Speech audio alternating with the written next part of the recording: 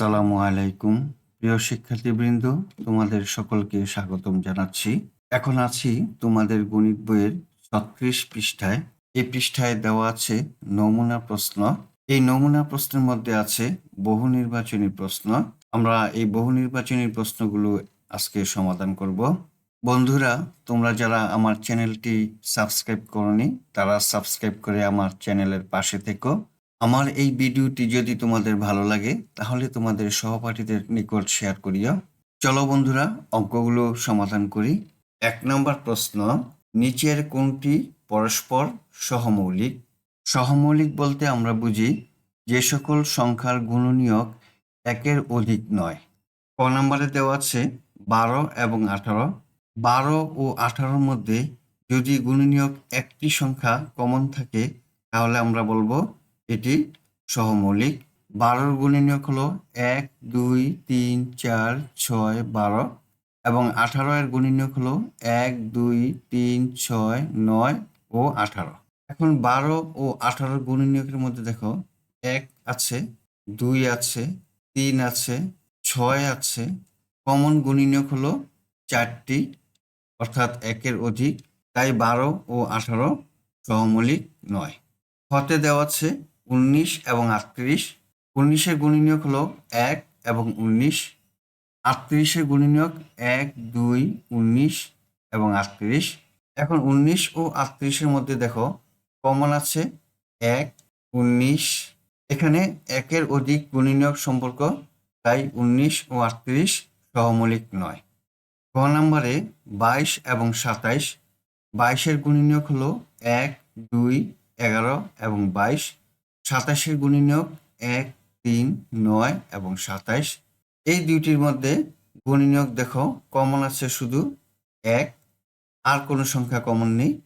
এখানে যেহেতু একটি কমন আছে অর্থাৎ ১, তাহলে গ হলো সহমৌলিক।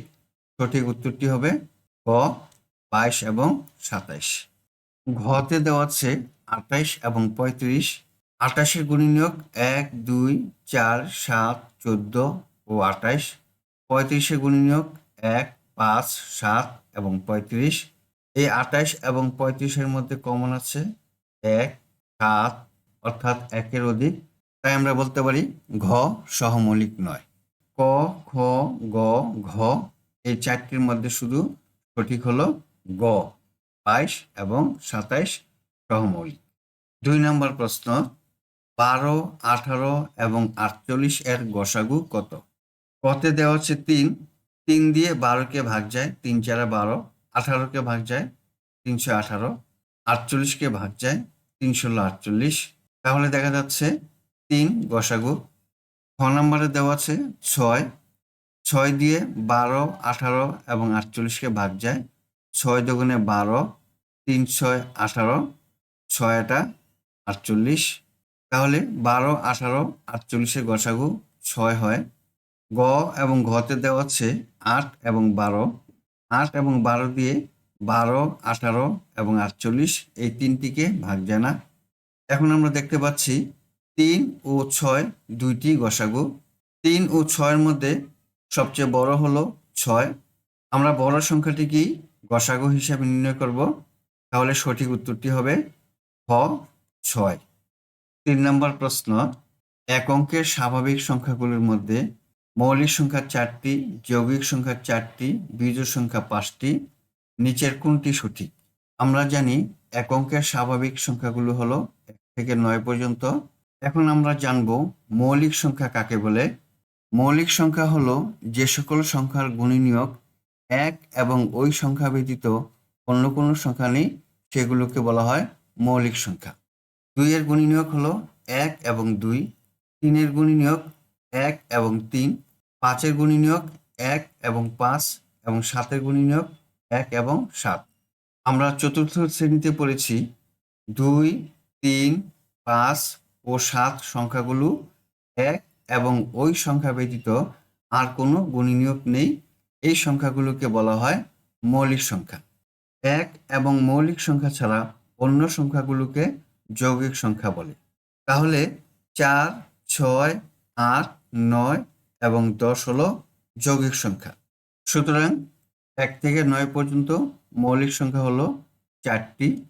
2, 3, 5 এবং 7 এই 4টি মৌলিক সংখ্যা।